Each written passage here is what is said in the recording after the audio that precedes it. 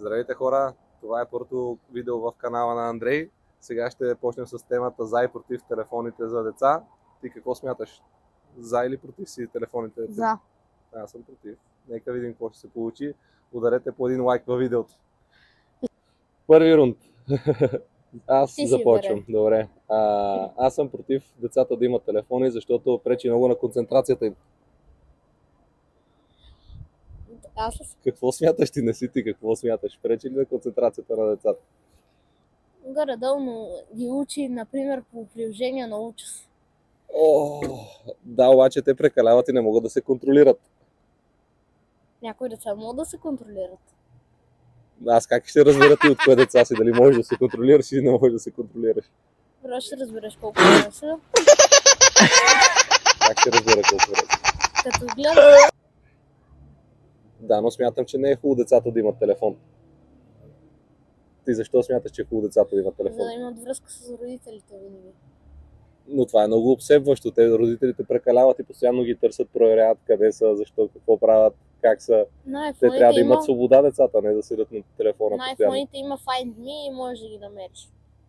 Да, точно това казвам, че постоянна контрол на децата води до вманиачаване и това пречи на естествения живот и има режим на комфорт на очите. Какво означава режим на комфорт на очите? Не мога точно така. И друго имаш ли за? Аз имам много против. Имам много защо не трябва децата да ползват телефоните. Ти какво подкрепяш твоята теза? Нека спрем с това и да видим сега каква е твоята теза. Защо едно дете трябва да има телефон в училище? За да има връзка с родителите, го казва. Това вече го каза, да, повтори си. Нещо смислено, кажи ето сега. Да се намират. Сега, ако не си защитиш тезата, ти взимам телефон и отпълнен си без телефон на училище. Какво? Остави видеото и зрителите. Аз ти казвам, че сега, ако не ми дадеш 3 причини да останеш с телефон, оставаш без телефон. Едната е за връзка с родителите. Това вече се изтърка ти тотално зъби. Значи отпада. Все още оставаш без телефон по понеделник на училище. Нещо смислено можеш ли да измислиш? Защо ти давам аз телефон на теб? Когато е скучно и няма какво да правя. Изобщо не играеш в твоя полза, сине. Остави си без телефон, ще ти върнем часовника, майки. Дай кажи нещо, давай, айде, нали беше много горд представител на тезата защо децата трябва да имат телефон. Кажи защо трябва да имат телефон. С какво ти помага в живота? Когато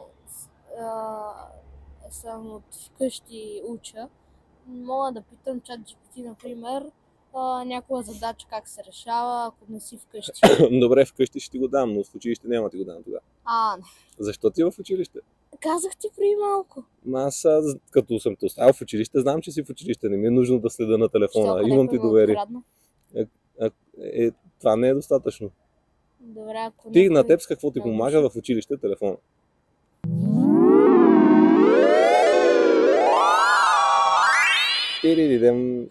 Минута е много.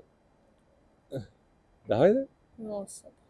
Не мога да се сетиш. Виж, телефонът е увредил мозъка ти. Ти не можеш да мислиш вече. Да.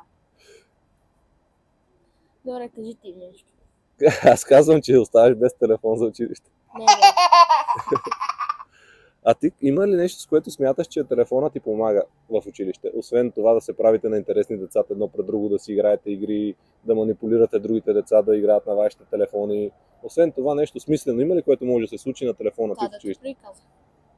Нещо ново усещаш ли си? Да гледам, ако има нещо апдейт през междучасието. Да гледаш през междучасието има апдейт. Това е тезата ти, защо децата трябва да имат телефон в училище. Така ще помогнем на много родители да вземат телефоните от децата си. Ти помагаш на родителите да вземат телефоните от децата си в училище.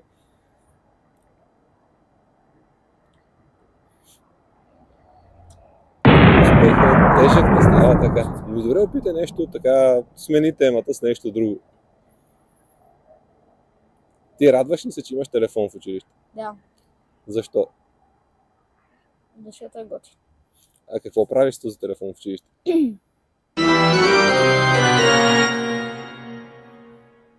Казах преди малко.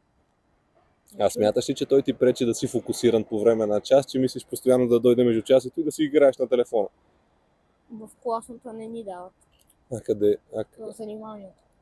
И вместо да си играеш с децата в заниманата, ти играеш Те на не ми телефона. обръщат внимание, те само си играят. И когато значи си отритнат от даден брой деца, ти преценяваш, че по-лесният вариант е да седиш на телефона, така ли? Така като си говориме, не разбираш ли, че това нещо ти пречи? Не. Но като изгледаш видеото, ще разбереш. Така че ти можеш да смениш своята теза, когато изгледаш клипчето. Сега коментирайте в коментарите за или против и защо. И благодаря ти, че ми помогна да откажа всички родители да Не, пращат не, децата си с телефон на училище. Не дам. Стоп! Чао.